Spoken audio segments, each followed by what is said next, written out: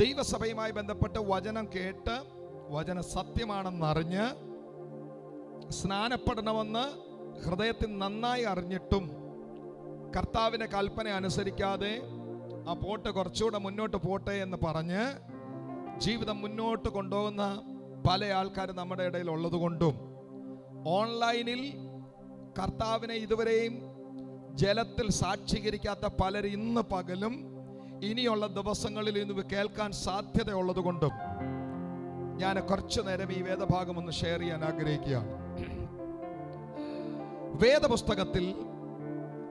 ഈ വേദപുസ്തകത്തിന്റെ ഒരു പ്രത്യേകത ഞാൻ പറയാം. വേദപുസ്തകം കൈ പിടിച്ചുകൊണ്ട് നടന്നാൽ അനുഗ്രഹിക്കപ്പെടത്തില്ല. വേദപുസ്തകം തലയുടെ കീഴെ വെച്ച് അനുഗ്രഹിക്കപ്പെടത്തില്ല. വേദപുസ്തകത്തിന്റെ പല പരിഭാഷകൾ നിങ്ങളുടെ വീട്ടിൽ 6 7 ഉണ്ടായിട്ടും പ്രത്യേകിച്ച് ഗുണമൊന്നുമില്ല. വേദപുസ്തകം നിങ്ങൾ വിശ്വസിക്കുന്നതുകൊണ്ടും പ്രയോജനം കാര്യമായിട്ടില്ല. വേദപുസ്തകത്തിന്റെ പ്രത്യേകത ദൈവത്തിന്റെ വചനം വായിക്കാനും കേൾക്കാനും രസിക്കാനും ഒന്നും ഉള്ളതല്ല. ദൈവത്തിന്റെ വചനം പ്രമാണിക്കാനുള്ളതാണ്.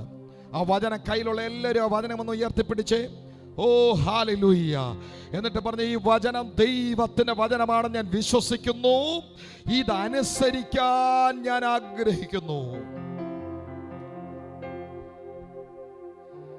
വേദപുസ്തകം അനുസരിക്കാത്ത ഒറ്റ മനുഷ്യന്റെ മേലും വചനത്തിൽ പറഞ്ഞിരിക്കുന്ന പോലുള്ള അനുഗ്രഹങ്ങൾ ഉണ്ടാകത്തില്ല. മാത്സ് ടീച്ചേഴ്സ് ഒക്കെ ഉണ്ട് ഒത്തിരി പേര്. ഞാൻ കുറെ നാൾ മാത്സ് പഠിപ്പിച്ചിട്ടുണ്ട്.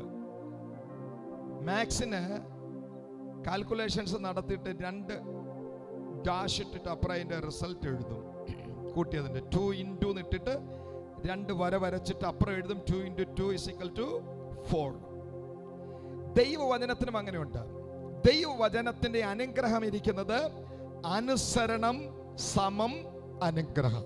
വാ തുറന്നൂടെ പറഞ്ഞേ, അനുസരണം സമം അനുഗ്രഹം. നിങ്ങൾക്ക് ഇവിടുത്തെ അനുഗ്രഹം വേണമെങ്കിൽ നിങ്ങൾ ആദ്യം ഇവിടെ ദൈവത്തിന്റെ വചനം അതുപോലെ അനുസരിക്കാൻ തയ്യാറാകണം. ദൈവത്തിന്റെ വചനത്തിനകത്ത് ഓപ്ഷൻസ് ഇല്ല. പരീക്ഷ എഴുതുന്ന പിള്ളേർക്ക് അറിയാം 7 ചോദ്യങ്ങൾ വന്നിട്ട് ഞങ്ങൾ പണ്ട് പരീക്ഷ പേപ്പർ ക്വസ്റ്റ്യൻ പേപ്പർ തയ്യാറാക്കും അങ്ങനെയൊക്കെ ചെയ്യാറുണ്ടായിരുന്നു. ഇപ്പം ഒത്തിരി വർഷങ്ങളായി ചെയ്തിട്ട് 7 ചോദ്യങ്ങൾ മുകളിൽ എഴുതിയിട്ട് answer any 5 of these questions. മുകളിലത്തെ 7 ചോദ്യം വായിച്ചിട്ട് പിള്ളേർക്ക് അറിയാവുന്ന ഏറ്റവും നല്ലപോലെ അറിയാവുന്ന 5 എണ്ണം എഴുതിയാൽ മതി, 2 എണ്ണം നമുക്ക് വിടാം. വേദപുസ്തകത്തിനകത്ത് അങ്ങനെ ഓപ്ഷൻസ് ഇല്ല. വേദപുസ്തകം പറയുന്നത് കമാൻഡ്മെന്റ്സ് ആണ്. അതെനിക്ക് ഒത്താൽ അനുസരിക്കാന്നല്ല, അത് നീ അനുസരിച്ചേ പറ്റൂ. യേശുവിനെ സേവിക്കാൻ ആഗ്രഹിക്കുന്നെങ്കിൽ. ഹല്ലേലൂയ. യേശുവിനെ പിൻപറ്റാൻ ആഗ്രഹിക്കുന്നവർ ഞാൻ നോക്കട്ടെ എന്ന് അവർക്ക് പറയാൻ പറ്റത്തില്ല. അവന്റെ മുഖമെടുത്ത് അവനെ പിൻപറ്റിയേ പറ്റത്തുള്ളൂ. നിങ്ങൾക്കറിയാം, ഞാൻ ആവർത്തിച്ച് പറഞ്ഞിട്ടുള്ളത് ഒന്നുകൂടെ പറയാം. കർത്താവ് ഈ ഭൂമിയിൽ ഇന്ന് വരെ ഒരു മതവും സ്ഥാപിച്ചിട്ടില്ല. യേശു കർത്താവ് മതം സ്ഥാപിച്ചിട്ടില്ല. അങ്ങനെയാണെങ്കിൽ സബീനയ്ക്കൊന്നും ഇവിടെ വന്നിരുന്ന ദൈവത്തെ ആരാധിക്കാൻ പറ്റത്തില്ലായിരുന്നു. ക്രിസ്ത്യാനികളെല്ലാം കൂടെ കൂട്ടാൻ യേശു ഒരു മതം സ്ഥാപിക്കാൻ സ്വർഗത്തിൽ നിന്ന് താണ ഭൂമിയിലേക്ക് വന്നെന്ന് ആരെങ്കിലും പറഞ്ഞെങ്കിൽ ഇറ്റ്സ് റോങ്. യേശു മതം സ്ഥാപിച്ചില്ല. യേശു നമുക്കൊരു മാർഗം കാണിച്ചു തന്നു. നിങ്ങളെ ഹൃദയം തുറന്ന് സ്നേഹിക്കുന്ന ഒരു അപ്പം മോളിലുണ്ട്. ആ അപ്പന്റെ അടുത്ത് പോകാൻ നിങ്ങൾ ആഗ്രഹിക്കുന്നെങ്കിൽ ഞാൻ കാണിക്കുന്ന വഴി നടന്നാൽ മതി, അവിടെ ചെല്ലാമെന്ന് പഠിപ്പിക്കാനാണ് യേശു ഭൂമി വന്നത്. ഹല്ലേലൂയ. അങ്ങനെയുള്ള മാർഗം കർത്താവ് നമുക്ക് കാണിച്ചു തന്നപ്പോൾ, നിത്യതയിലേക്കുള്ള റൂട്ട് യേശു പഠിപ്പിച്ചപ്പോ യേശു പറഞ്ഞ ഒരു കാര്യം, ഹൃദയത്തിൽ യേശുവിനെ കൈക്കൊണ്ട് അവന്റെ നാമത്തിൽ വിശ്വസിക്കുന്ന ഏവർക്കും ക്രിസ്ത്യാനികളാകാൻ അവൻ അധികാരം കൊടുത്തെന്നല്ല, ദൈവ മക്കളാകാൻ അധികാരം കൊടുത്തു. അങ്ങനെ യേശുവിനെ കൈക്കൊണ്ട് ദൈവമക്കളായി തീർന്ന ദൈവജനം ഒരുമിച്ച് കരമുയർത്തി യേശുവിനെ മഹത്വം കൊടുത്ത് ഹല്ലേലൂയ. നിങ്ങൾ വിചാരിക്കും പാസ്റ്റർ ഇന്ന് രാവിലെ എഴുന്നേറ്റ് നിന്ന് സുവിശേഷം പ്രസംഗിക്കുന്നത് എന്താന്ന്? കാരണം നിങ്ങളെ മാത്രമല്ല, ഓൺലൈനിലും ഇന്ന് വരെ യേശുവിനെ രക്ഷിതാവായി സ്വീകരിക്കാത്ത ആൾക്കാർ നമ്മളെ കേൾക്കും. അവർ ഈ കർത്താവിനെ സ്വീകരിക്കാൻ അവർ ദൈവവചനം കേട്ടാലേ പറ്റത്തുള്ളൂ. അതുകൊണ്ടാണ് ഇന്ന് രാവിലെ ഇത് പറയുന്നത്. സ്തോത്രം പറഞ്ഞേ. വചനത്തിന്റെ മർമ്മങ്ങളൊക്കെ ഇനി കർത്താവിന്റെ ദാസൻ കുറച്ച് കഴിയുമ്പോൾ നമ്മളോട് പറയും. അപ്പൊ ആ കർത്താവ് കാണിച്ചു തന്ന മാർഗത്തിൽ ദൈവസഭ അപ്പോസ്തല പ്രവൃത്തിയിൽ ഉടലെടുത്ത ആ കാലത്ത് ദൈവത്തിന്റെ വചനം പറയുന്നു, കർത്താവ് തൻ്റെ സഭയ്ക്ക് അനുഷ്ഠിക്കാൻ കൊടുത്ത കർമ്മമായി പ്രവൃത്തിയായി ചെയ്യാൻ യേശു കൽപ്പിച്ച 2 പ്രധാനപ്പെട്ട കർമ്മങ്ങളാണ് വേദപുസ്തകം പറയുന്നത്. അതിലൊന്ന് കർത്താവിനെ ഹൃദയം കൊണ്ട് സ്വീകരിക്കുകയും കർത്താവിനെ മാത്രം ആരാധിക്കാൻ തീരുമാനിക്കുകയും യേശുവിന്റെ കാൽവരി മരണത്തിൽ കൂടെ നിത്യജീവൻ കിട്ടും, പാപക്ഷമ കിട്ടുമെന്ന് വിശ്വസിച്ചുകൊണ്ട് കർത്താവിന്റെ രക്തത്താൽ കഴുകൽ പ്രാപിക്കാൻ തന്നെ ഏൽപ്പിച്ചു കൊടുത്ത് ഇനി മുതൽ യേശുവിനെ ജീവിച്ചോളാമെന്നൊരു മനുഷ്യൻ ഹൃദയത്തിൽ തീരുമാനിച്ച് വായ കൊണ്ട് ഏറ്റുപറയുമ്പോൾ അവൻ വീണ്ടും ജനിക്കപ്പെടും. അങ്ങനെ വീണ്ടും ജനിക്കപ്പെട്ട ദൈവത്തിന്റെ പൈതൽ അനുഷ്ഠിക്കേണ്ട അടുത്ത കർമ്മം വേദപുസ്തകം പറയുന്നത് പിതാവിന്റെയും പുത്രന്റെയും പരിശുദ്ധാത്മാവിന്റെ നാമത്തിൽ വെള്ളത്തിൽ ഇറങ്ങി സ്നാനമേൽക്കുക.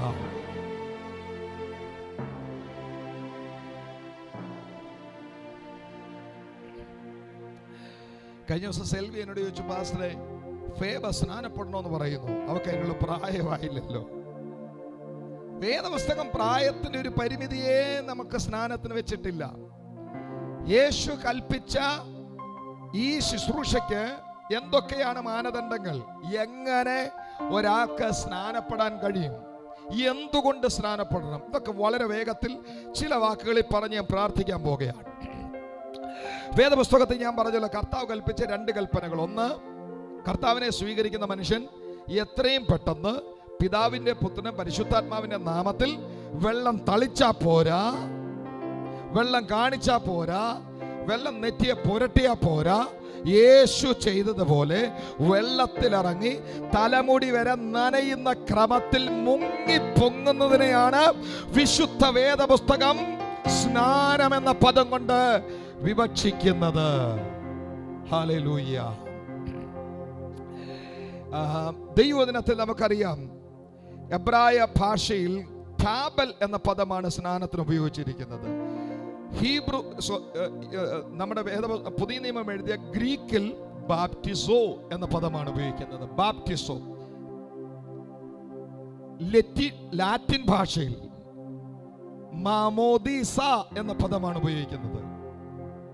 ഈ കത്തോലിക്കരായിട്ട് സുഹൃത്തുക്കളൊക്കെ എന്നെ കേൾക്കുന്നുണ്ടെങ്കിൽ അവരോടുകൂടെ ഞാൻ പറഞ്ഞേക്കാം, ഞാൻ മാമോദീസ മുങ്ങിയതാണെന്ന് നാമധേയ വിശ്വാസത്തിലിരിക്കുന്ന ആരേലും പറഞ്ഞിട്ട് അത് സ്നാനമാണെന്ന് നീ തെറ്റിദ്ധരിച്ചെങ്കിൽ ഞാൻ പറയാം, മാമോദീസ എന്ന ലാറ്റിൻ പദത്തിന്റെ അർത്ഥം നിമജ്ഞന സ്നാനമെന്നാണ്, മുഴുകണം എന്നതിനർത്ഥം.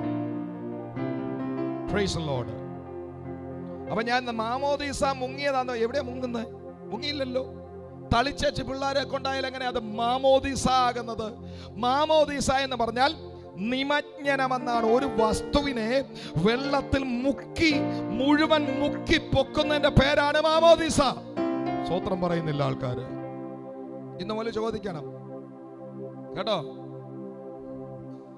നിതിനൊക്കെ ചോദിക്കണം, കണ്ടച്ചിറയിലുള്ളവരോട്, മങ്ങാട്ട നമ്മുടെ ബന്ധുക്കളോടൊക്കെ ചോദിക്കണം, മാമോദീസ സ്വീകരിച്ചതാണോ? എന്നിട്ട് അവർ സ്വീകരിച്ച. എപ്പോ സ്വീകരിച്ചു? കൊച്ചായിരുന്നപ്പോൾ സ്വീകരിച്ചു. എങ്ങനെയാ സ്വീകരിച്ചത്? അച്ഛൻ ദേഹത്ത് വെള്ളം തെളിച്ചു. സോറി, അതിനെ വേദപുസ്തകം മാമോദീസയായിട്ട് കരുതുന്നില്ല. അതിന്റെ കാരണം എന്നാ? മാമോദീസ എന്ന് പറഞ്ഞാൽ, ബാപ്റ്റിസോ എന്ന് പറഞ്ഞാൽ, ടാബൽ എന്ന പദം പറഞ്ഞാൽ അർത്ഥം ഒരു വസ്തുവിനെ, ഒരു വ്യക്തിയെ മുഴുവനായി മുക്കുന്ന പ്രക്രിയയുടെ പേരാണ് മാമോദീസ. സ്തോത്രം പറയുന്നത്. ഹല്ലേലൂയ.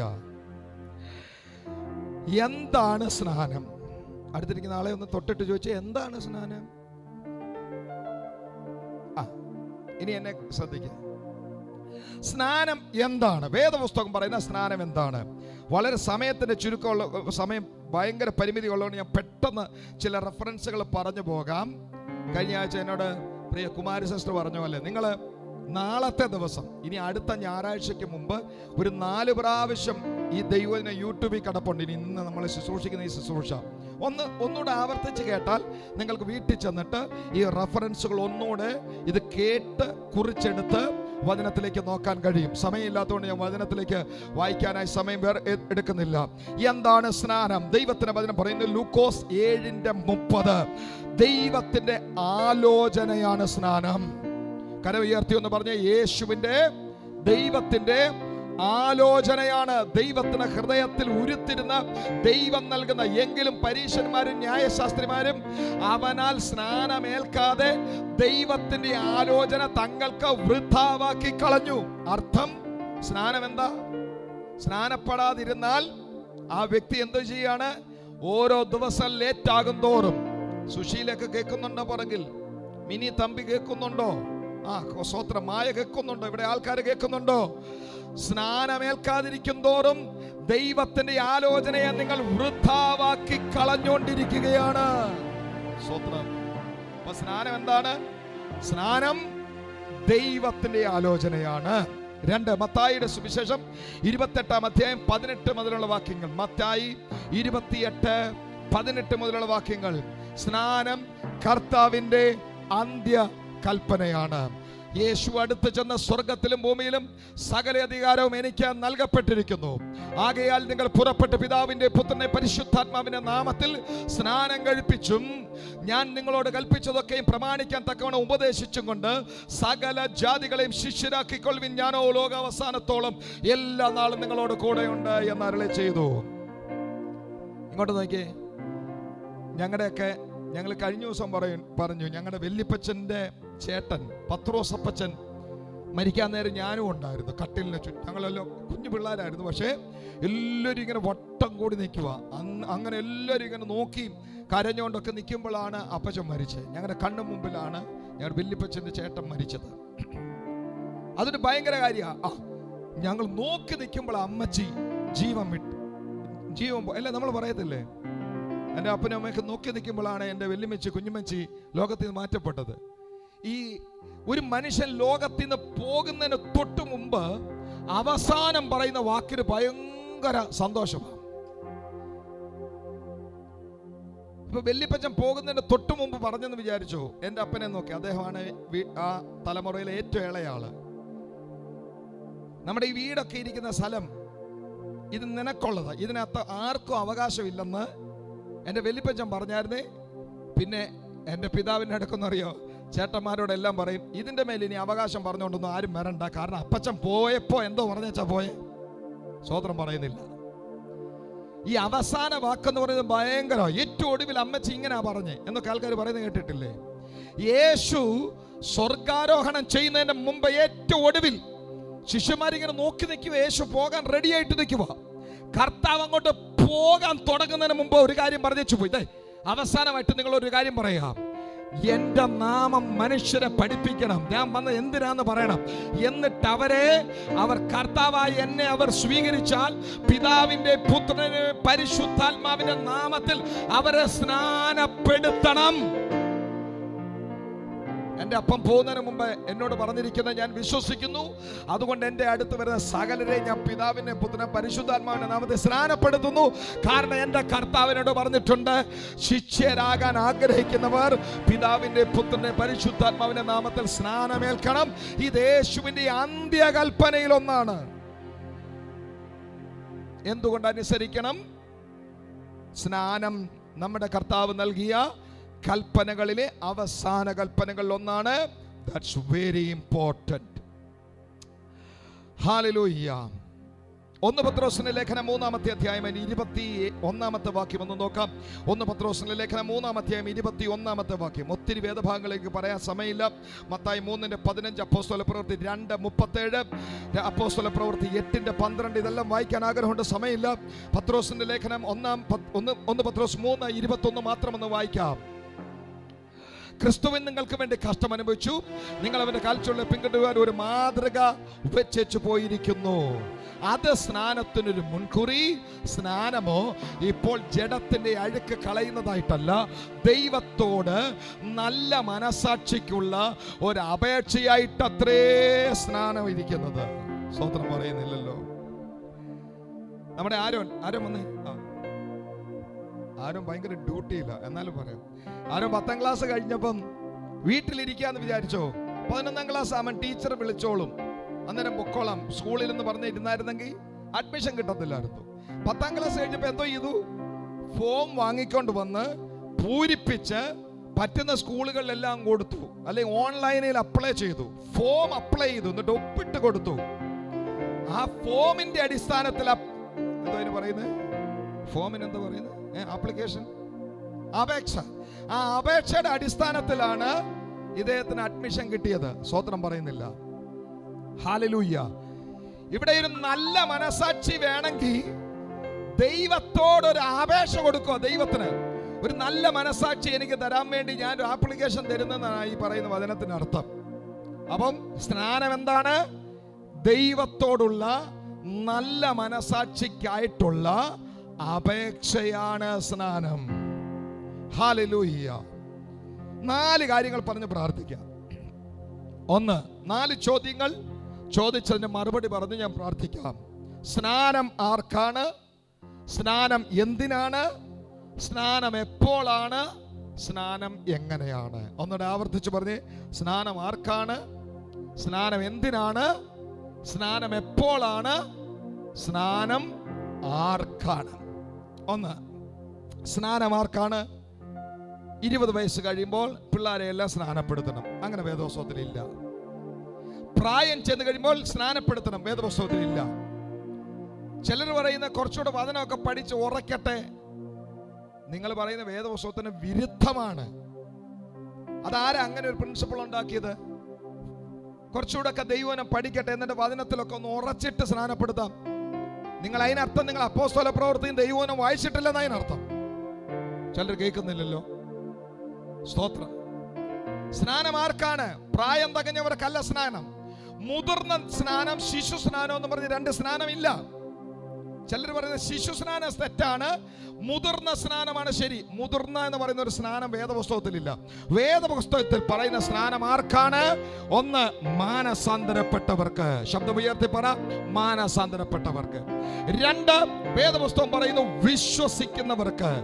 വിശ്വസിക്കുകയും സ്നാനമേൽക്കുകയും ചെയ്യുന്നവൻ രക്ഷിക്കപ്പെടും.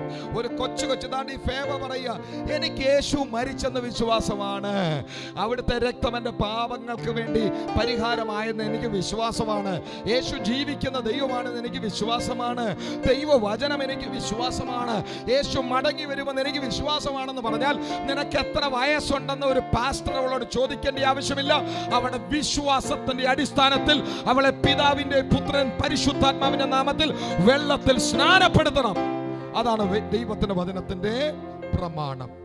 അപ്പം ഏജ് വിഷയമല്ല, അയാൾക്ക് വിശ്വസിക്കാനുള്ള ബുദ്ധിയുണ്ടോ വിവരമുണ്ടോ, അത്രയും വിശ്വസിക്കാൻ ആ മനുഷ്യന് പറ്റുന്നുണ്ടോ എന്ന് മാത്രം നോക്കിയാൽ മതി. സ്തോത്രം. ഹല്ലേലൂയ. സ്നാനം ആർക്കാണ്? സ്നാനം യേശുവിൽ പൂർണ്ണമായി വിശ്വസിക്കുന്നവർക്കാണ്. മർക്കോസ് 16:16, അപ്പോസ്തല പ്രവൃത്തി 8:36. സ്നാനം ആർക്കാണ്? ദൈവവചനം കൈക്കൊള്ളുന്നവർക്കാണ് സ്നാനം. അപ്പോസ്തല പ്രവൃത്തി 2:41. സ്നാനം ആർക്കാണ്? 2:41 തന്നെ മാനസാന്തരപ്പെടുന്നവർക്കാണ് സ്നാനം. സ്നാനം ആർക്കാണ്? അതേ വാക്യത്തിലുണ്ട്, ശിഷ്യന്മാരാകുന്നവർക്കാണ് സ്നാനം. Praise you lord. 2. അപ്പൊ സ്നാനം ആർക്കാണ്? മാനസാന്തരപ്പെടുന്നവർക്ക്. സ്നാനം ആർക്കാണ്? യേശുവിൽ വിശ്വസിക്കുന്നവർക്ക്. സ്നാനം ആർക്കാണ്? ശിഷ്യനാകാൻ ആഗ്രഹിക്കുന്നവർക്ക്. ഹല്ലേലൂയ. അവർക്കാണ് സ്നാനം. 2, സ്നാനത്തിന്റെ ആവശ്യകത. എന്തിനാണ് സ്നാനം? ഗലാത്യ ലേഖനം 3:27, ഗലാത്യർ 3:27 വാക്യം വേണേ നമുക്കത് പെട്ടെന്ന് നോക്കാം. Galatians chapter 3:27. Very good. കിച്ചുവാണോ ചെയ്യുന്നത്? Very good. God bless you. ക്രിസ്തുവിനോട് ചേരുവാൻ സ്നാനമേറ്റിരിക്കുന്ന നിങ്ങൾ എല്ലാവരും എന്ത് ചെയ്യുന്നു? ക്രിസ്തുവിനെ. ആ ഒറ്റ വാക്യത്തിൽ തന്നെ 2 കാര്യമുണ്ട്. സ്നാനം എന്തിനാന്നുള്ളതിന്റെ ഉത്തരം അവിടെ എഴുതിയിട്ടുണ്ട്. 1, സ്നാനം ക്രിസ്തുവിനോട് ചേരാനാണ്. ഒന്ന് കരമുയർത്തി സ്തോത്രം പറഞ്ഞേ. ചിലർ വിചാരിക്കുക ഇത് നേരത്തെ പറഞ്ഞായിരുന്നു ഇച്ചിരോട് മനസ്സിലായേനെ.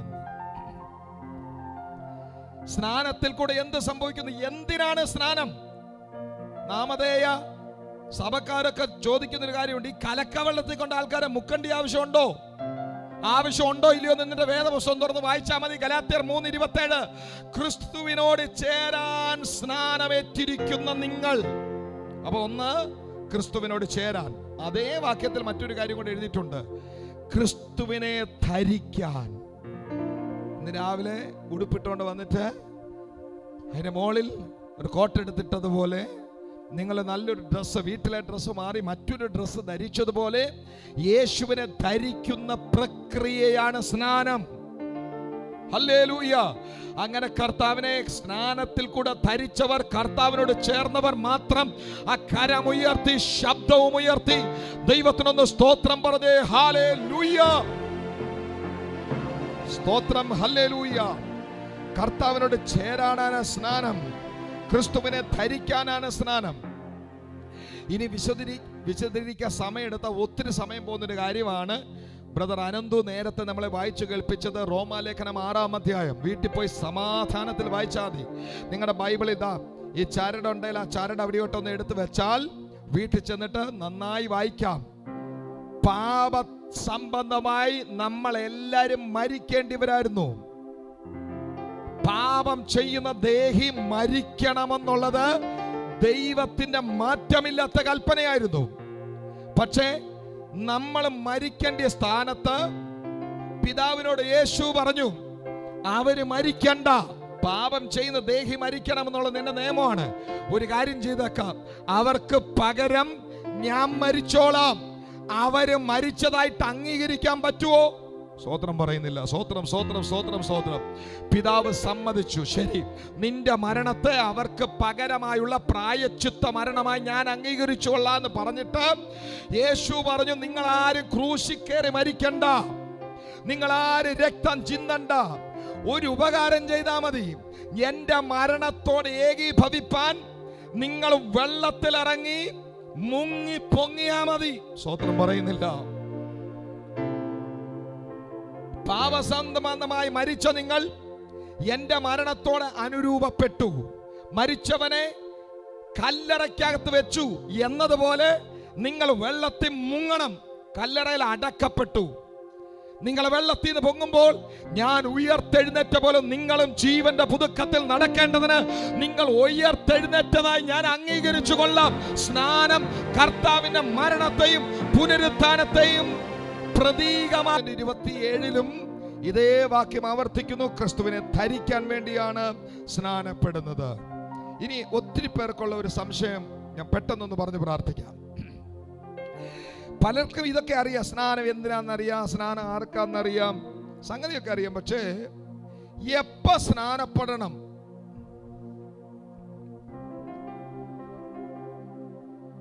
എപ്പ സ്നാനപ്പെടണമെന്ന് അറിയത്തില്ല.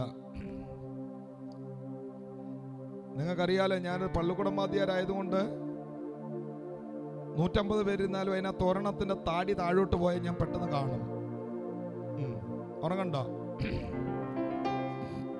സ്തോത്രം, ഹല്ലേലൂയ.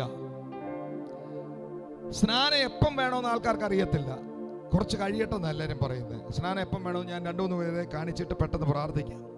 അപ്പോസ്തല പ്രവൃത്തി 8:12 ഒന്ന് വായിച്ചേ. അപ്പോസ്തല പ്രവൃത്തി 8:12 വേഗത്തിൽ വായിക്കേ. എന്നാൽ ദൈവരാജ്യത്തെയും യേശുക്രിസ്തു നാമത്തെയും കുറിച്ചുള്ള സുവിശേഷം അറിയിക്കുന്ന ഫിലിപ്പോസിനെ അവർ വിശ്വസിച്ചപ്പോൾ എത്ര ദിവസം എടുത്തെന്നറിയാവോ? എത്ര ദിവസം എടുത്തെന്നറിയാവോ?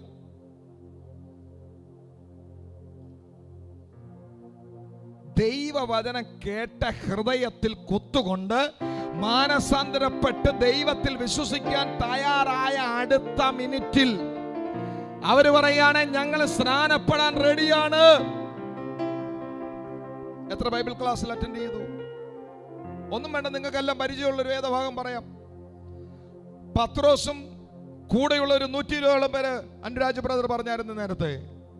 അവരോട് കർത്താവ് പറഞ്ഞായിരുന്നു, ഞാൻ പോയിട്ട് മറ്റൊരു കാര്യസ്ഥനെ നിങ്ങൾക്ക് അയച്ചു തരാം, നിങ്ങൾ ടാരി ചെയ്താൽ മതി, നിങ്ങൾ വെയിറ്റ് ചെയ്താൽ മതി, നിങ്ങൾ കാത്തിരുന്നാൽ മതി, ഞാൻ ആത്മാവിനെ പകരാം.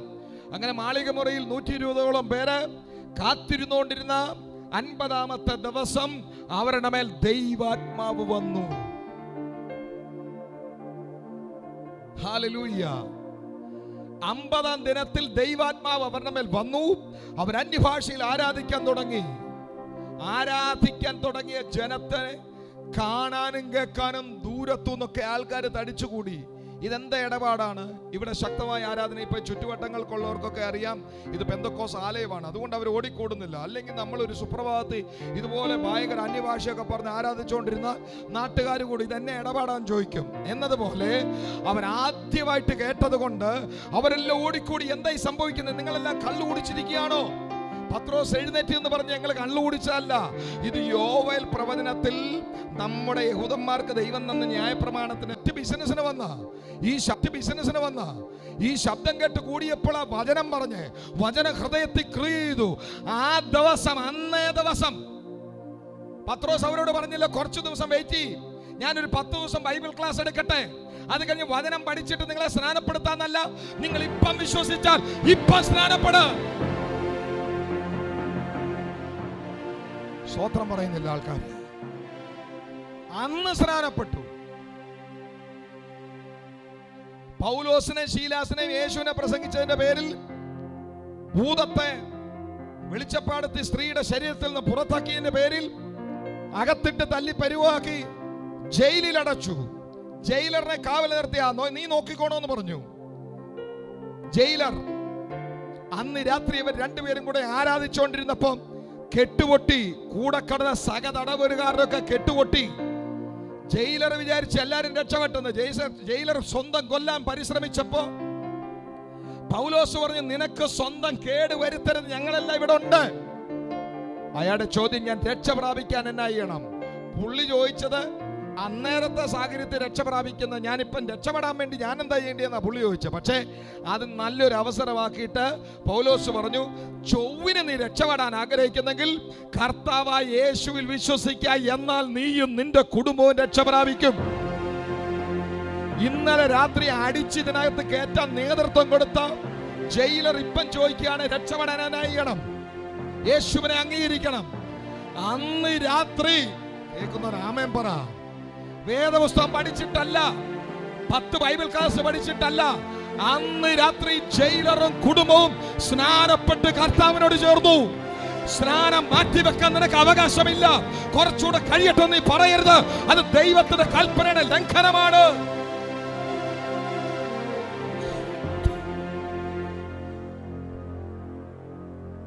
ചത്ത ആരെയും പുകയത്തെടുത്ത് വെക്കുമോ നിങ്ങൾ വീട്ടിൽ? ഒരു 3 കൊല്ലം കഴിഞ്ഞിട്ട് അടക്കിയേക്കാന്നും പറഞ്ഞ് പായ്ക്കകത്ത് കെട്ടി തട്ട വെക്കുവോ? വെക്കുകയല്ല. ചത്താൽ ഉടനെ കുഴിച്ചിട്ടേക്കണം. ദൈവം വേദപുസ്തകം പറയുന്നത്, പാപസംബന്ധമായി മരിച്ചാൽ അടുത്ത പ്രാവശ്യം സ്നാനപ്പെടാന്ന് വെച്ചോണ്ട് ഇരുന്ന നിനക്ക് ചിലപ്പോ അവസരം കിട്ടിയില്ലെന്നിരിക്കും. ഞാൻ ആരോടാ ഇത് പറയുന്നത്? നിനക്ക് ചിലപ്പോൾ അവസരം കിട്ടിയില്ലെന്നിരിക്കും. കണ്ടായിരുന്നല്ലോ ഈയിടെ വലിയ സ്വപ്നങ്ങളും പേറിക്കൊണ്ട് ലക്ഷക്കണക്കിന് രൂപ ടിക്കറ്റും എടുത്ത് സന്തോഷത്തിന് വിദേശത്തോട്ട് പോകാൻ വളരെ സന്തോഷത്തിൽ സ്വന്തക്കാരെ പിരിഞ്ഞ് ബൈ ബൈ പറഞ്ഞ് ഫ്ലൈറ്റ് കയറിയതാ. 15 മിനിറ്റ് തികയുന്നതിന് മുമ്പ് പോയില്ലേ ലോകത്തുനിന്ന്? സ്വതന്ത്രം പറയുന്നില്ല. നമ്മുടെ ജീവിതത്തിനൊക്കെ ഇത്ര ഗ്യാരണ്ടി ഉള്ളു കേട്ടോ. ദൈവം തരുന്ന സമയത്ത് പെട്ടെന്ന് സ്നാനപ്പെട്ടോ, ഇല്ലെങ്കിൽ നിനക്കൊരവസരം കിട്ടിയെന്നിരിക്കത്തില്ല. ഹല്ലേലൂയ. കരമുയർത്തി കർത്താവിന് സ്തോത്രം ചെയ്യും. നന്ദിയോടെ ദൈവത്തിന് സ്തോത്രം ചെയ്യും. ഹല്ലേലൂയ. എപ്പം വേണം? എത്രയും പെട്ടെന്ന് വേണം. വേദപുസ്തകത്തിൽ മറ്റൊരു മനുഷ്യനെ പറ്റി വായിക്കുന്നത്, ഫിലിപ്പോസ് എന്ന് പറഞ്ഞ മനുഷ്യൻ കർത്താവ് പറഞ്ഞ അനുസരിച്ച് ഗസയ്ക്കുള്ള നിർജ്ജന പ്രദേശത്തേക്ക് പോയി. അവിടെ പുള്ളി ഇങ്ങനെ നിൽക്കുമ്പോൾ ദൈവത്തിന്റെ ആത്മാവ് ഇദ്ദേഹത്തെ നയിച്ചത് ആർക്കു വേണ്ടിയാണോ അയാൾ തന്റെ രഥത്തെ വരിക. പുള്ളിയുടെ കയ്യിൽ ഒരു പുസ്തകമുണ്ട്. ഫിലിപ്പോസ് അവന്റെ രഥത്തിനോട് ചേർന്ന് നടന്നേച്ച് ചുമ്മാ വിളിച്ചു ചോദിച്ചു, സാറേ അങ്ങ് വായിക്കുന്ന വല്ല മനസ്സിലാകുന്നുണ്ടോ? പുള്ളി പറഞ്ഞു, എനിക്കൊന്നും മനസ്സിലാകുന്നില്ല, ഞാൻ നിങ്ങളുടെ ഈ യെരുശലേമിലെ നിങ്ങളുടെ ഈ ആഘോഷമൊക്കെ ഒന്ന് കാണാൻ വന്നതാ. എനിക്ക് നിങ്ങളുടെ ഈ പരിപാടിയായിട്ടൊന്നും വലിയ ബന്ധമൊന്നുമില്ല, പക്ഷെ ഇവിടുത്തെ ആഘോഷം എനിക്ക് വലിയ ഇഷ്ടമായതുകൊണ്ട് ഞാനൊന്ന് വന്ന് നിങ്ങളുടെ ദൈവത്തെ ഒന്ന് നമസ്കരിക്കാൻ വന്നതാ. അവിടുന്ന് ഒരു ബൈബിളിന്റെ ഒരു പ്രതി വാങ്ങി വരുന്ന വഴിക്ക് ഇങ്ങനെ വായിച്ചുകൊണ്ടിരിക്കുക. പക്ഷേ ഇതൊന്നും മനസ്സിലാകുന്നില്ല. ഒരു ഏതാണ്ട് ആടിനെ അറക്കാൻ കൊണ്ടുപോയെന്നോ, ആരാണ്ട് രോമം കട്ട് ചെയ്തെന്നോ, ആടിന്റെ രോമം കട്ട് ചെയ്തെന്നോ, ആടിനെ കൊന്നെന്നൊക്കെ എഴുതി. എനിക്കൊന്നും പിടികിട്ടുന്നില്ല. ഫിലിപ്പോസ് പറഞ്ഞു, അതൊന്നും ആടല്ല, അതൊരു പ്രതീകമാണ്. അതാരെ പറ്റിയാന്ന് പറഞ്ഞാൽ എൻ്റെ അരുമനാഥനെ പറ്റി എഴുതിയിരിക്കുന്നത്. അറുക്കാനുള്ള കുഞ്ഞാണെന്ന് പറഞ്ഞ് യേശു കർത്താവാണ്. അവനാണ് വന്നത്, അവനാണ് നിനക്ക് പകരം മരിച്ചത്. ജീവിതത്തിൽ ആദ്യമായിട്ട് ഫിലിപ്പോസ് ദൈവത്തിന് വചനം കേൾക്കുക. അപ്പൊ ഇത് ഒറിജിനൽ ആടൊന്നും അല്ലായിരുന്നോ, ഇത് യേശുവായിരുന്നോ? ഫിലിപ്പോസ് അങ്ങോട്ട് വചനം തേരിലിരുന്ന് കൂടിപ്പോയാൽ അരമണിക്കൂർ സമയം കിട്ടിക്കാണും. അങ്ങോട്ട് വിശദീകരിച്ചു കൊടുത്തു. ഉടനെ വെള്ളം കണ്ടപ്പം ഫിലിപ്പോസ് പറയാണ്, എന്നെ കുറച്ചുകൂടെ ബൈബിൾ പഠിപ്പിക്ക്, എന്റെ കൂടെ എത്യോപ്യയിലോട്ട് വാ എന്നല്ല, ദാ വെള്ളം, സ്നാനമേൽക്കാൻ എന്ത് തടസ്സം എന്ന് പറഞ്ഞാൽ രക്ഷിക്കപ്പെട്ട രഥത്തിൽ ഇരുന്ന് കർത്താവിനെ സ്വീകരിച്ച് 15 മിനിറ്റ് ആകുന്നതിന് മുമ്പ് അവൻ പറയുക, ഞാൻ സ്നാനപ്പെടാൻ തയ്യാറാണ്. സ്തോത്രം പറയുന്നില്ലല്ലോ, കരമുയർത്തി സ്തോത്രം പറ. ഹല്ലേലൂയ. നീ വെച്ച് നീട്ടിക്കൊണ്ട് പോകല്ലേ, അടുത്ത അവസരം ദൈവം തന്നിരിക്കത്തില്ല. ഇതാകുന്നു സുപ്രസാദകാലം, ഇതാകുന്നു രക്ഷാ ദിവസം. എത്രയും പെട്ടെന്ന് സ്നാനപ്പെട്ട് കർത്താവിനോട് ചേരാൻ ഹൃദയം സമർപ്പിക്കണം. നിർത്താം. ഈ ചില ആൾക്കാർ ചോദിക്കുന്ന ഒരു ചോദ്യമുണ്ട്. ഓൺലൈനിൽ ഇരിക്കുന്ന ചില ആൾക്കാർ, ചിലപ്പോൾ നിങ്ങളുടെയും ചോദ്യമായിരിക്കും അത്. അതിനോട് മറുപടി പറഞ്ഞിട്ട് നമുക്കൊന്ന് പ്രാർത്ഥിക്കാം. നിങ്ങൾ വിചാരിക്കുക, അല്ലെ ഇനിയിപ്പോ ഞാൻ സ്നാനപ്പെട്ടില്ലേലോ, സ്നാനപ്പെട്ടില്ലേ കുഴപ്പം വല്ലതും ഉണ്ടോ? സ്നാനപ്പെട്ടില്ലേ കുഴപ്പമുണ്ടോ എന്ന് എനിക്കറിയത്തില്ല. ഞാൻ ഒരു കുഴപ്പം പറയാം. കഴിഞ്ഞ ദിവസം പപ്പായും മമ്മിയും ഞങ്ങളെല്ലാം കൂടെ ബീച്ചിൽ പോയി. കുറെ നാളുകൾക്ക് മുമ്പ് ഈ ബീച്ചിൽ കൂടെ ഒരു അനൗൺസ്മെന്റ് വന്നായിരുന്നു. പോലീസുകാര് വണ്ടിയിൽ കോളാമ്പി കെട്ടി ഒരു അനൗൺസ്മെന്റ് നടത്തി. കുറച്ച് വർഷം മുമ്പാ അവർ അനൗൺസ് ചെയ്തിങ്ങനാണ്, ബീച്ച് സൈഡിൽ പാർക്കുന്ന എല്ലാവരും ശ്രദ്ധിച്ചോണം, തിര ഉയരാൻ സാധ്യതയുണ്ട്, സുനാമി എന്ന് പറഞ്ഞ ഒരു വലിയ സംഭവം വരും, അതുകൊണ്ട് മാറി പാർക്കണം. കേട്ടോ? രാമയും പറഞ്ഞു. അന്നേരം കുറെ മിടുക്കന്മാർ, ഈ പങ്കായൊക്കെ പിടിച്ചിച്ചിട്ട് ചങ്കിന് നല്ല ഇതൊക്കെ ഉള്ള ആൾക്കാരുണ്ടല്ലോ, നല്ല കരുത്തന്മാര്, അവര് പറയാ, ഇച്ചിരി പൂസായി നിൽക്കുന്ന ഒരു ചേട്ടൻ പറയുവാന്ന് വിചാരിച്ചോ, ആ സാറതൊക്കെ പറഞ്ഞേച്ചു പോവും, ഞങ്ങൾ ഇവിടെ നിന്നും മാറുന്നില്ല, എന്നാ പറ്റും നോക്കട്ടെ എന്ന് വിചാരിച്ചാൽ, സാർ അങ്ങനെ പറഞ്ഞ് ഞങ്ങൾക്ക് അനുസരിക്കാൻ മനസ്സില്ലെന്ന് പറഞ്ഞാൽ എങ്ങനെ ഇരിക്കും? കേട്ടില്ല ചിലര്. ഞങ്ങളെ ഏൽപ്പിച്ച പണിയെ ഇത് നിന്നോട് പറയുക എന്നുള്ളതാ. വേണോ വേണ്ടോ നീ തീരുമാനിച്ചോണം. എന്റെ ഡ്യൂട്ടി കഴിഞ്ഞു, പ്രാർത്ഥിക്കാൻ പോവാ. സ്തോത്രം പറയുന്നില്ല. ഹല്ലേലൂയ. എല്ലാവരും ഒന്ന് കണ്ണുകളടച്ച് പ്രാർത്ഥിച്ച് 2 മിനിറ്റുകൾ എല്ലാവരും ഒന്ന് കണ്ണുകളടച്ച് പ്രാർത്ഥിച്ച്. അധികാരിയുടെ കൽപ്പന അനുസരിക്കണോ വേണ്ടയോ എന്ന് നീ തീരുമാനിച്ച പോരാ. ഞാൻ നിന്നോട് കാര്യം പറയട്ടെ. അതെ, ഒറ്റ ഒരു ഉദാഹരണം കൂടെ പറയാം നിങ്ങൾക്ക് മനസ്സിലാകാൻ. നിങ്ങളെ ചെക്ക് ചെയ്തിട്ട് ഡോക്ടർ പറയുക, അടുത്ത 6 മാസം തുടർമാനമായി രാവിലെ 2 മണിക്കൂർ നീ നടന്നില്ലേ, നിന്റെ ഹൃദയം സ്റ്റക്കായി പോവും, നിനക്ക് ഹാർട്ട് അറ്റാക്ക് വരുമെന്ന് ഒരു ഡോക്ടർ പറഞ്ഞാൽ നിങ്ങൾ അയാളോട് തിരിച്ചു ചോദിക്കുവോ? നടന്നില്ല എന്നാ പറ്റും സാറേ, എനിക്ക് നടക്കാൻ ഇച്ചിരി ബുദ്ധിമുട്ടുണ്ട് എല്ലാം പറയുമോ? ബുദ്ധിമുട്ടുണ്ടെങ്കിൽ ഡോക്ടറുടെ പ്രശ്നമൊന്നുമില്ല. അയാൾ നിന്നോട് കാര്യം പറഞ്ഞു, നീ നടന്നില്ല, നീ ചത്തുവോ? അന്നേരം തിരിച്ചിരുന്ന് ഈ ഡോക്ടർ ശരിയാണെന്ന് തോന്നുന്നില്ല, പുള്ളി എന്നോട് നടക്കാൻ പറഞ്ഞുകൊണ്ട് അയാൾ ശരിയല്ലെന്ന് പറഞ്ഞാൽ ഒരു പ്രയോജനവും ഇല്ല. ഇന്ന് പകൽ ഞാൻ വിളിച്ചു പറയുന്നത് ദൈവത്തിന് മാറ്റമില്ലാത്ത വചനമാണ്. ഇതിന് വള്ളിക്കോ പുള്ളിക്കോ വ്യത്യാസം വരത്തില്ല. അനുസരിക്കണോ വേണോ അത് നീയും ദൈവവും തമ്മിൽ തീരുമാനിച്ചോണം. എല്ലാ കണ്ണുകളും അടച്ച് ഒരു നിമിഷം പ്രാർത്ഥിച്ചേ. ഹല്ലേലൂയ. എല്ലാവരും പ്രാർത്ഥിക്കുക, എല്ലാ ദൈവമക്കളും പ്രാർത്ഥിക്കുക. കർത്താവേ, ഞാൻ അങ്ങയുടെ സന്നിധിയിൽ എന്നെ സമർപ്പിക്കുന്നു. കേൾക്കുന്ന ചിലരോട് ഞാൻ വീണ്ടും ആവർത്തിച്ച് പറയട്ടെ, ഞാൻ ഒരിക്കൽ സ്നാനം ഏറ്റതാണ്, ഇനി ഞാൻ സ്നാനപ്പെടേണ്ട ആവശ്യമുണ്ടോ? എൻ്റെ പപ്പായും മമ്മിയും എന്നെ മാമോദീസ മുക്കിയതാണ്, ഞാൻ ഇനി ഒരു സ്നാനം കൂടെ പെടേണ്ട ആവശ്യമുണ്ടോ എന്ന് ചോദിക്കുന്ന ആൾക്കാർ ആരെങ്കിലും ഉണ്ടെങ്കിൽ അവരോട് മാത്രം ഒരു മറുപടി പറയാം. സാധാരണ നിലയിൽ ഒരു പരീക്ഷ തോറ്റ് കഴിയുമ്പം ഞാൻ പിന്നെയും പരീക്ഷ എഴുതണോ എന്ന കുട്ടി ചോദിക്കുന്ന പോലെയുള്ളൂ നിന്റെ ചോദ്യത്തിനർത്ഥം. നീ തോറ്റതാ. നിന്റെ സ്നാനം ശരിയല്ലായിരുന്നു. ദൈവവചനം പറയുന്ന സ്നാനമല്ല നീ പെട്ടത്. അതുകൊണ്ട് ഞാൻ ഇനി സ്നാനപ്പെടണോ എന്നൊരു ചോദ്യത്തിന്റെ ആവശ്യമില്ല. നീ സ്നാനപ്പെട്ടേ പറ്റൂ. യഥാർത്ഥ സ്നാനം ദൈവവചനം പറയുന്ന സ്നാനമാണ്. AD 481 കാലഘട്ടങ്ങളിൽ സെയിന്റ് അഗസ്റ്റിൻ എന്ന് പറയുന്ന മനുഷ്യൻ, വിശുദ്ധനായ അഗസ്റ്റിൻ, കുഞ്ഞുങ്ങൾ മരണപ്പെട്ടാൽ സ്വർഗത്തിൽ പോകാൻ സ്നാനം ഒരു തടസ്സമാകരുതെന്ന് ചിന്തിച്ച് സെയിന്റ് അഗസ്റ്റിൻ പഠിപ്പിച്ചൊരു പഠിപ്പിക്കലാണ് കുഞ്ഞുങ്ങൾക്ക് സ്നാനം കൊടുക്കണമെന്നുള്ളത്. വേദപുസ്തകത്തിന്റെ പഠിപ്പീരല്ല. അതുകൊണ്ട് അങ്ങ് പറഞ്ഞു പ്രാർത്ഥിക്കാം. ഹല്ലേലൂയ. വേദപുസ്തകത്തിൽ ഒരിടത്തും കുഞ്ഞുങ്ങളെ സ്നാനപ്പെടുത്തിയതില്ല. അങ്ങനെ ഒരിടത്തുനിന്ന് എവിടെന്നെങ്കിലും ആരെങ്കിലും കാണിച്ചുകൊണ്ട് വന്നാൽ ഞാൻ ഈ പുസ്തകം മടക്കി ശുശ്രൂഷ നിർത്തിയാക്കാം. എന്നാൽ ഞാൻ പറയുന്ന സത്യമെങ്കിൽ നീ ഇന്ന് പകൽ സമർപ്പിച്ച ദൈവത്തിന്റെ സന്നിധാനത്തിൽ കർത്താവിന്റെ കൽപ്പന അനുസരിക്കാൻ തയ്യാറാകണം. എല്ലാ കണ്ണുകളും അടയട്ടെ, എല്ലാ കണ്ണുകളും അടയട്ടെ. പ്രാർത്ഥിക്കാം, പ്രാർത്ഥിക്കാം, പ്രാർത്ഥിക്കാം, പ്രാർത്ഥിക്കാം.